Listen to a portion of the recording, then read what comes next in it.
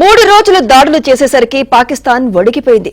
కాళ్ల బేరానికి రావడంతో పోనీలే అనుకుని ఆపరేషన్ సింధూర్ ను కేంద్రం ఆపేసింది. అయితే కుక్కతోక వంకర అన్నట్టుంది పాక్ బుద్ధి. చొరబాట్లను ప్రోత్సహించడం మాత్రం ఆపడం లేదు.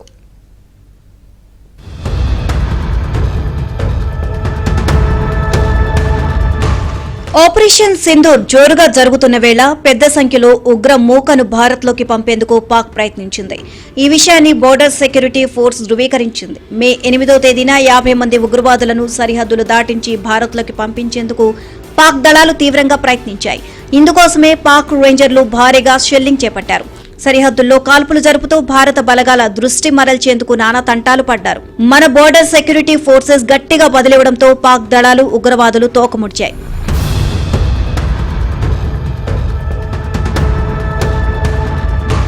పాక్ బలగాలు ఉగ్ర స్థావరాలపై మన దళాలు కాల్పులు జరపడంతో గంటన్నరలోనే పలాయనం చిత్తగించారు. 8వ తేదీ రాత్రి 11 గంటల సమయంలో సాంబా జిల్లాలోని అంతర్జాతీయ సరిహద్దుల వద్ద ఈ పరిణామాలు చోటు చేసుకున్నట్లు బీఎస్ఎఫ్ తెలిపింది. 7 ఉగ్రవాదులు మరణించారు.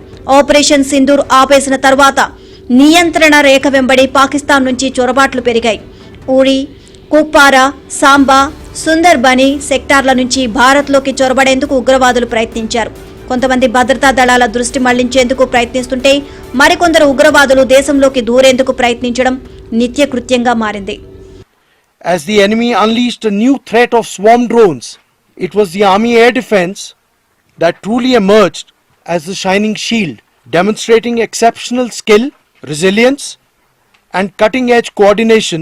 आपको वीडियो में भी दिखा चुके हैं कि जितने भी मिलिट्री टारगेट थे वो एंगेज करे गए एंड उस कठोरता से एंगेज करे गए जो पाकिस्तान डिजर्व करता था.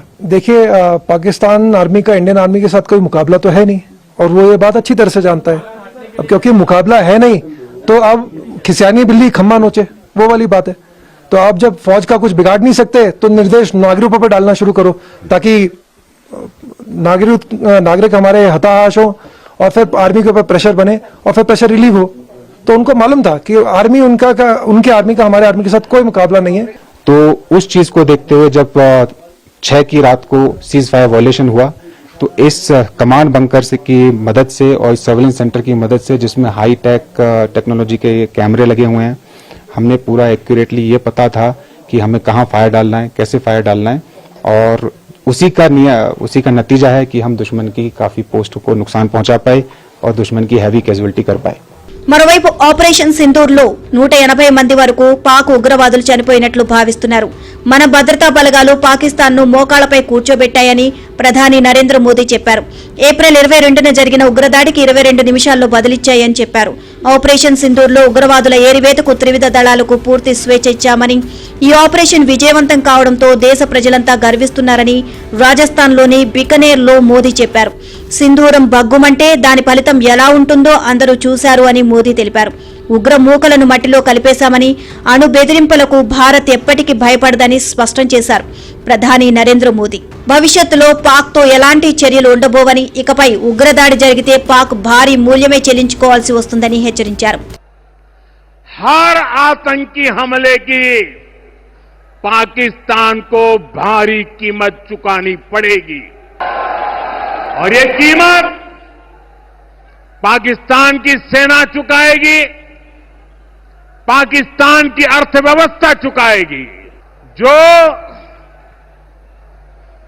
जो सिंदूर मिटाने निकले थे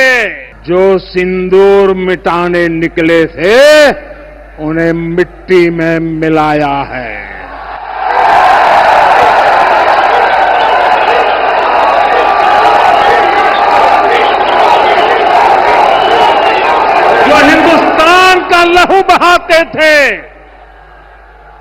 जो हिंदुस्तान का लहू बहाते थे आज कतरे कतरे का हिसाब चुकाया है.